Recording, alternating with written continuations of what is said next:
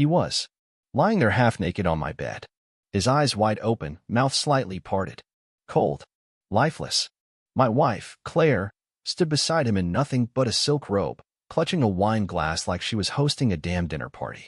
I wasn't supposed to be home, but fate doesn't send invitations.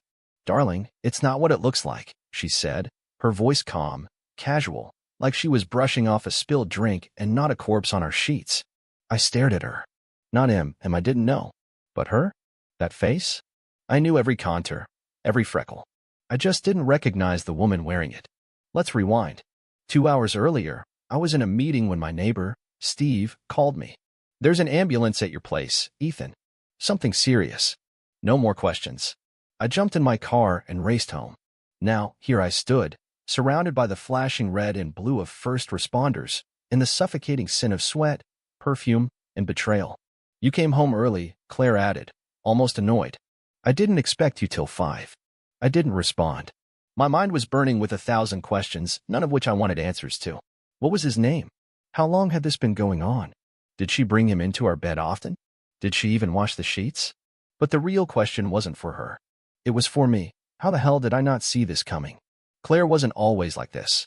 Or maybe she was, and I just didn't want to believe it. The late-night workouts, the sudden gym obsession, the changed passwords. The way she used to kiss me and now just patted my back like I was a sick dog. And now here she was calm as ever, while EMTs checked the pulse of a man who'd just finished fooling around with my wife and apparently died doing it. How did he die? I asked one of the paramedics. Heart failure, probably. We'll know more after the autopsy. I turned back to Claire. How old was he? She shrugged. 20-something. That was her response. Not shame. Not grief. A shrug. I almost laughed. Almost. But my chest was too tight, and my hands too clenched. One of the officers asked if I needed to go to the station to answer questions. Claire cut in. No need. It's a private matter. I'll handle everything. She'll handle it. Like this was a hotel mix-up, not a death in our marital bed. I walked into the kitchen. I needed air, but the house felt like a coffin. I opened a drawer, pulled out the manila folder I'd been building in secret. Months of evidence. Emails. Photos. GPS logs. I had it all. I had just been waiting for the right moment. And this? Oh, this was the moment. She walked in behind me, sipping her wine. So now what? You gonna cry? Throw a tantrum? I dropped the folder on the table. Claire glanced at it, then smiled, as if I'd just handed her divorce papers wrapped in a bow. You were always such a planner, she said, swirling her wine. I said nothing, just stared at her. This woman I used to love. This woman who didn't even flinch when her lover dropped dead on our mattress. I hope he was worth it, I muttered. Claire leaned in and whispered, oh, he was. That was it. That was the moment I stopped being her husband and started becoming her end. She didn't cry. She didn't scream. Hell, she didn't even flinch when I said the words. I'm done, Claire. She just smirked like she'd won something. Finally, she said, pouring herself another glass of wine. I thought you'd never grow a spine. I swear, if I hadn't had months to prepare for this, I might have lost it right there. But this wasn't a surprise. This was the confirmation. The finale to a betrayal I'd sensed but never wanted to believe. I sat down at the table, the file of evidence between us like a loaded gun. She didn't even look nervous. You know, Claire said, taking a slow sip, you were never supposed to find out. But once you did, I actually felt relieved. Relieved. I repeated, stunned. Yeah, she said with a shrug. I hated pretending. Coming home, pretending to want you, faking those little bedtime routines. I deserved better. That hit like a brick to the chest. Claire walked over, leaned against the wall, her robe slipping slightly off one shoulder. She was performing now, like she always did. Always the star of her own twisted movie. So how many were there? I asked, keeping my voice flat. Does it matter? She replied. You weren't satisfying me emotionally, physically, mentally. You were just there. She looked me dead in the eyes and said it. You were just my safety net. That's when something inside me cracked, not with weakness, but with clarity. I had given everything to this woman, built a life, a future, gave her loyalty she never even asked for because I thought that's what love was. But she'd burned it all down for a cheap thrill with some guy who couldn't even last through one damn session. And she didn't care. You know what's funny? She said, walking around the table. You were always so proud of how stable you were. Like being predictable was some prize. But I needed excitement. Fire. You were oatmeal. I laughed, bitter and broken. So your solution was to bring fire into our home? Into our bed? Why not? She shot back. You stopped touching me like a woman. I started feeling like your roommate. And Brandon? He made me feel alive again. Until he died, I said, coldly. She paused. Just for a second. But even then, no remorse. Just annoyance. He was weak, she muttered. Too much energy drink and ego, not enough stamina. I stood up. I couldn't sit anymore. I felt like the walls were closing in. You don't even care that someone died here today. She tilted her head. Why should I? He's not my husband. Silence filled the room. She crossed her arms. So what now? You file for divorce? Tell all your little friends what a witch I am. No, I said, voice steady. I ruin you. Her eyes narrowed. Excuse me. I picked up the folder and held it up. I've been documenting everything. Every lie. Every message. Every hotel you checked into while I was working overtime to pay off your car. Claire's smirk faltered for the first time. I'm not just leaving, I said. I'm taking the house. The accounts. And every last bit of your reputation. You don't walk away from this clean. She stepped closer, face tightening. You think anyone's going to care? You're the boring husband. I'm the victim. I'll cry a little. Say you were abusive or controlling. People will eat it up. I leaned in. Then I better make sure the truth comes out first. She didn't smile that time. This wasn't a love story. This was war. And she just realized she'd picked the wrong man to betray. The moment she realized I wasn't bluffing, just that brief flicker of doubt in her smug little smile, was the first real one I'd felt in years. Claire had built her kingdom on lies, manipulation, and fake smiles. But now, her throne was cracking. I didn't raise my voice. I didn't need to. That terrified her more than any yelling ever could. She followed me as I walked upstairs to our bedroom. No, her playground. What are you going to do? Upload those pictures? Send messages to my clients? My boss, she said, trying to keep her voice level, but I could hear the edge. The panic bleeding through the confidence. I didn't respond. The room still reeked of cheap cologne, sweat, and betrayal. Her lover's body had just been zipped into a black bag an hour ago, and yet Claire was already trying to shift into survival mode. She knew how to manipulate the world. She'd done it with everyone, friends, co-workers, even her own mother. But me? She forgot I'd watched her for years. And I'd stopped loving her months ago. I'm not stupid, Ethan, she hissed. If you ruin me, I take you down with me. I turned slowly. Try me. We stared each other down. Two strangers who once said, I do. I opened the closet, grabbed a duffel bag, and started tossing in clothes. Not for me, for her. I wasn't leaving this house. She was. And I didn't care where she went. She could sleep in one of her gym bros' cars for all I cared. She folded her arms. You can't kick me out of the house. My name is on the deed. I tossed a pair of heels at her feet. Try living here when your bank account's frozen and your friends know exactly who you are. That shut her up. Finally, she sat on the edge of the bed, our bed, her legs crossed, pretending she still had control. But I could see the tension in her jaw, the grip on her wine glass. She was calculating now, searching for an angle. And then came the shift. Her voice softened. Ethan. I know I messed up. I laughed. I couldn't help it. Messed up? Claire, you turned our marriage into a reality show without telling me I was in it. She lowered her gaze. I felt invisible. Then you should have talked to me, I snapped. Not drag strangers into our home and let them screw you in my bed. I didn't mean to hurt you. Those words. That weak, lifeless line. Every liar's favorite fallback. I picked up her purse and dumped it onto the floor. Dozens of little receipts and scraps spilled out, including a motel keycard. Still warm. I already talked to my lawyer, I said. Everything's in motion. You're going to sign the divorce papers. You'll take nothing. You'll disappear. She stared at the keycard, then back at me. You think this makes you strong? No, I said. It makes me free. She stood slowly, wine glass still in hand. You're going to regret this.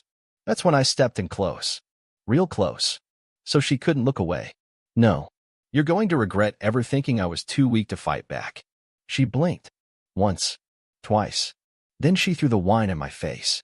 Red splashed down my shirt, staining everything. She smirked again, stepping back like she'd reclaimed some power.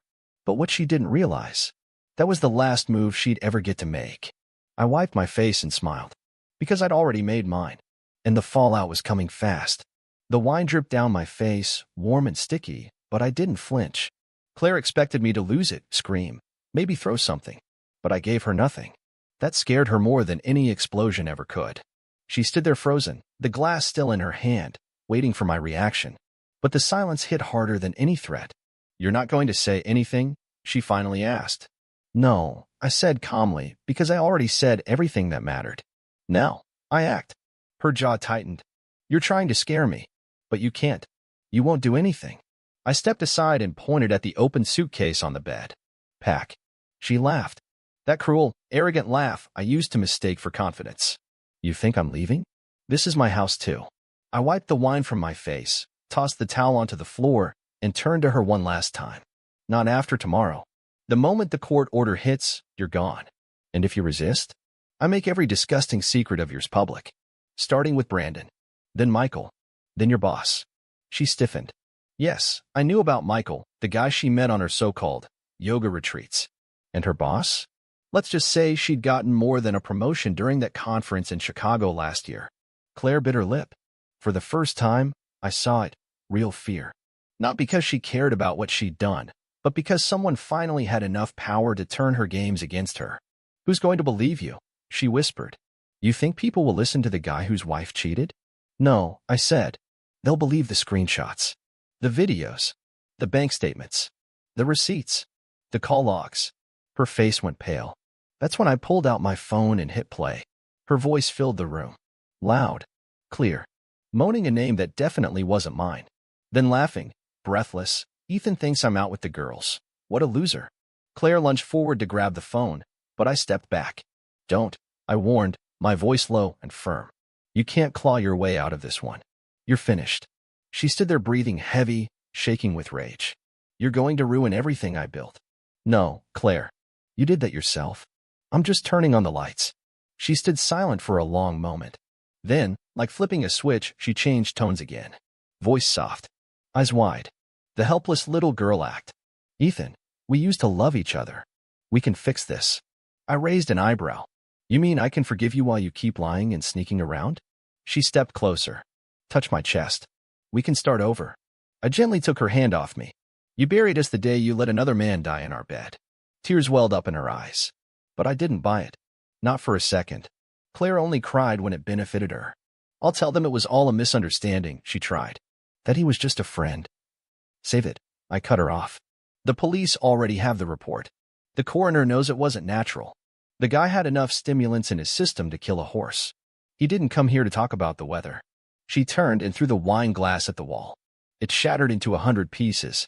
F*****KU, Ethan," she screamed. "You think you're better than me?" "No," I said, heading for the door. "I'm just not a monster pretending to be a wife."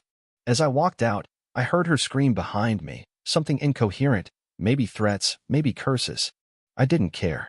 Because now the real work began. The lawyer was ready. The evidence was lined up. The storm had started. And Claire? She had no idea how far she was about to fall. By the next morning, everything was in motion. Claire had stormed out late that night, slamming the door behind her, probably off to stay with one of the men she hadn't yet buried under shame. I didn't ask. I didn't care. For the first time in years, the house felt silent, not peaceful, but stripped of poison. I woke up early, made coffee like I always did, and sat in the kitchen staring at the divorce papers one last time before sending them to my lawyer. Every signature line was already marked. All the evidence, printed and digital, was securely backed up. Photos, texts, receipts, footage. I even had recordings of her phone calls. You learn to think ahead when you live with someone who smiles while stabbing you in the back. At 9 a.m., I made the first call. Her workplace. I didn't have to say much. Just send an anonymous tip, with a few attachments. The audio of her talking about how she seduced her boss to speed up the promotion was enough to make HR pause whatever they were doing. I didn't need her to get fired. I needed them to start looking at her differently. Doubting her. Pulling back from her fake charm. By noon, her social media accounts started looking quiet. Fewer likes. Comments drying up. The perfect little influencer image she built was cracking. A few anonymous profiles, mine, started leaking the truth in the comments. Nothing cruel. Just enough to sow seeds. Isn't this the chick who let a guy die in her house? Didn't she sleep with her boss for that job? Let the crowd do the rest. Claire lived for perception. She didn't care if her life was hell as long as it looked perfect. So I didn't touch her physically, didn't shout, didn't stalk her. I strangled her with silence and truth. By 4 p.m., my lawyer called. She knows we filed. Good, I said. She already contacted a firm. She's fighting back. Let her. This wasn't about revenge anymore. This was about cleansing. About tearing out every poisonous root she planted in my life and burning it. Then, around 6 p.m., the doorbell rang. Claire. She wasn't wearing a robe or heels or perfume this time. Just jeans and a sweater. No makeup. Hair tied up like she didn't sleep. I opened the door slowly. Can we talk? She asked, voice unusually soft. I didn't move. About what? How many people you cheated on me with? How a man died inside my house while you were grinding on him? She swallowed. Her eyes looked tired. Please. Just 5 minutes. I let her in, not for her, but for closure. For me. She sat on the edge of the couch, the same one we picked out together 2 years ago. Back when I thought I knew who I married. I didn't love them, she said. You didn't love me either, I replied. She looked down. Maybe I didn't. Maybe I just liked the idea of you. Of us. Honest, I muttered. Too bad it's 3 years too late. Claire's eyes filled with tears again. But they didn't hit me like they used to. They looked fake. Or empty. Or maybe I just seen too much. You can take the house, she whispered. The car. I don't care anymore. I nodded. I know. And the posts online, she added. You didn't have to do that. I didn't lie, I said. I never do. She stood slowly, eyes glossy. You're not the man I married. Good, I replied. That guy would have let you ruin him. She walked to the door, paused for a second. Ethan, what happens now? I looked her straight in the eyes. You disappear. I rebuild. That's what happens. She left. And this time? She didn't slam the door. The days after Claire left were a strange kind of quiet. Not peaceful. Not yet. But still. Still like the air right before a storm rips through. The kind of stillness that lets you finally hear your own thoughts and realize how much of yourself you lost in someone else's chaos. I didn't cry. Not because I wasn't shattered. I was. But pain was just background noise now, drowned out by the adrenaline of taking control. The man I was 6 months ago would have begged her to stay, blamed himself, tried to fix what she destroyed. But he was gone. I had no room left for shame. Just clarity. The fallout began unfolding exactly as expected. Her job? On indefinite leave while HR investigated. Her boss, the same one she bragged about seducing, refused to even make eye contact with her in public after the audio leaked. I didn't expose everything, just enough to make people curious, skeptical, uncomfortable. Claire's perfect little Instagram world crumbled too. She went private. Removed comments. But it was too late. Screenshots were already circulating. Gossip had turned to wildfire. I kept tabs, not because I missed her, but because I needed to know how far she'd fall before she stopped pretending she could fly. And then one night, it happened. I was sitting on the patio, drinking whiskey alone, when I got a message from her mom. I heard what happened. I'm sorry. I always knew something was off. If you need anything, call me. Even her own mother had turned. That told me everything. Claire had built her world on charm, seduction, and lies. And when people finally saw what was underneath, there was nothing. Just a hollow, manipulative shell in a designer dress. And yet, she still wasn't done. 2 days later, I got served. She filed a counterclaim. Claimed emotional abuse. Accused me of isolating her. Said I'd been spying, controlling her movements, making her feel unsafe. It was laughable, if it wasn't so disgusting. The same woman who slept with a parade of men behind my back now painted herself as the victim. I met with my lawyer the next day. She's going for the sympathy card, he said. Trying to spin this into emotional warfare. She's good at playing the wounded wife. I handed him the flash drive. Then let's remind the court who the real manipulator is. Inside were recordings. Of her laughing with her friends about getting away with it. Of her mocking me. Of her discussing how to make false claims if I ever got in the way. My lawyer listened to 5 minutes before shaking his head. This will bury her. Good, I said. Because I wasn't fighting to win. I was fighting to end it. I wanted her lies to suffocate her.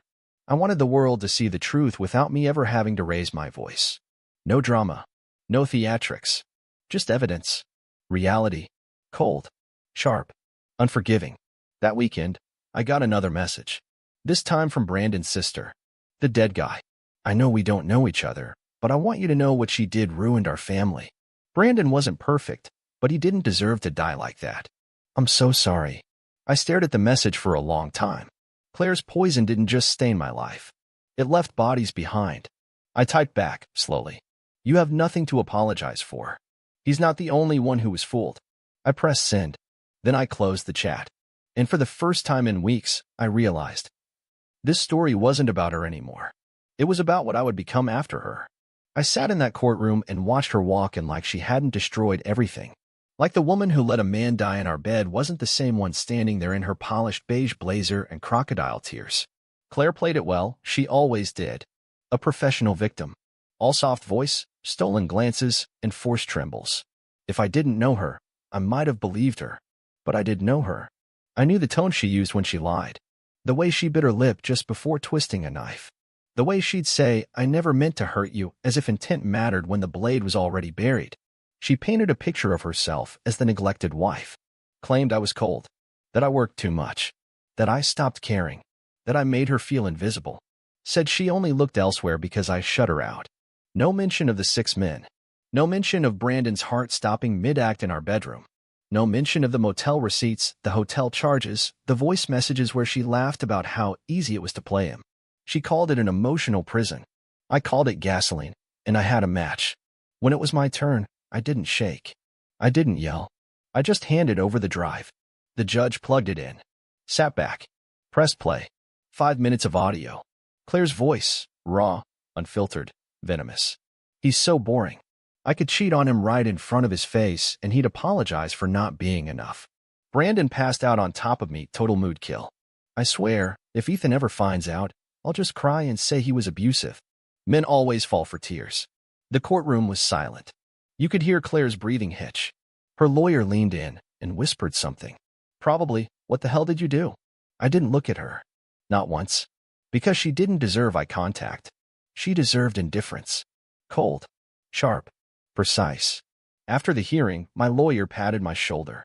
You just won everything. And I had. The house. The accounts. The cars. She walked out of that room with nothing but her name, and even that was now covered in mud. But it wasn't the assets that mattered. It was the truth. Exposed. Unpolished. Undeniable. Claire didn't return to the house. She couldn't face it. Too many ghosts. Too much blood on the sheets, even if it wasn't visible anymore. I packed up what little she'd left behind, cheap perfume, fake designer shoes, a drawer full of promises she never meant to keep. I dumped it all in a box and left it on the porch. No note. No call. She texted me that night. You happy now? I didn't respond. The next morning, the box was gone. And just like that, she was a memory. But memories don't go quietly. For weeks after, I'd wake up in a cold sweat, half expecting to find her standing in the doorway, wearing that fake remorse like a mask. I'd walk into the kitchen and see flashes of her there, smiling while she plotted my downfall. Healing wasn't a straight line. Some days I felt free. Other days, I felt hollow. But every day, I felt stronger. I started rebuilding. The house. My routines. My sanity. The man who let Claire manipulate him was dead. In his place? Someone sharper. Wiser. Unapologetic. Someone who knew that love without respect was just slow destruction dressed up in affection. Claire tried to set fire to everything we had. And I let her burn it all. Because now I was standing in the ashes. And I was finally ready to build something better. 3 months passed. Not long in the grand scheme of things, but long enough for scars to start turning into armor. Long enough to breathe without tasting betrayal in the air. Long enough to look in the mirror and see myself again, not the man she broke, but the man who walked through the wreckage and came out on the other side sharper, harder, and clean. Claire vanished from my life the way a storm does, loud, destructive, and suddenly quiet. I never heard her name in the neighborhood again. People whispered, sure. There were rumors. Some said she moved in with a friend in another city. Others said she was trying to rebrand herself online. One guy told me he saw her at a bar a few towns over, drunk, alone, and screaming at a bartender. I didn't care. Whatever version of Claire still existed out there was no longer my concern. I had stopped bleeding over someone who wouldn't have spit on me if I were on fire. Instead, I started fixing the damage she left behind. I repainted the bedroom walls, the same ones I found her pressed against with another man. I donated all the furniture we'd picked out together. burned our wedding photos, threw away the box of anniversary cards I used to think meant something. I even replaced the mattress. That one felt personal. But the real healing came from the silence. No drama. No games. No second-guessing myself every time my phone buzzed. It was like my soul had been sleeping and finally woke up. And then, one night, it happened. I came home from work, kicked off my shoes, and found a letter on my doorstep. No name. No return address. Just my name in her handwriting. I stood there for a long time before picking it up. Half of me wanted to toss it without reading, but the other half? Curious. I opened it. Ethan. You won. I know you did. You always were the better person, even when I didn't deserve it. Especially then. I could write 10 pages trying to explain why I did what I did, but the truth is, I don't even fully understand it myself. Maybe I wanted attention. Maybe I was empty inside and didn't know how to fill it. Maybe I just liked being wanted by people who didn't know me well enough to see who I really was. But you saw me, and I destroyed that. You didn't deserve what I did to you. Any of it. I thought I'd feel powerful taking control, sleeping around, being reckless.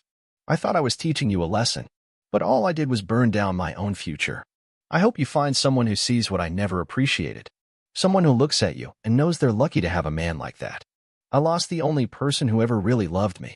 I don't expect forgiveness, but I needed you to know I'm sorry. Claire. I stared at the letter for a long time, not because it moved me, but because it didn't. There was a time when those words would have shattered me, when just one, "I'm sorry" from her would have made me drop everything and hold her again. But not anymore. I folded the letter once, then twice, and dropped it into the trash. Sometimes closure doesn't come in conversations or apologies. Sometimes closure is silence. It's a locked door, a deleted number, a heart that no longer flinches at her name. Claire thought she could break me. She thought I'd chase her, beg her, crumble for her. But the truth? I needed her betrayal to finally become who I was always meant to be. This was never her story. It was mine. And now, it's over.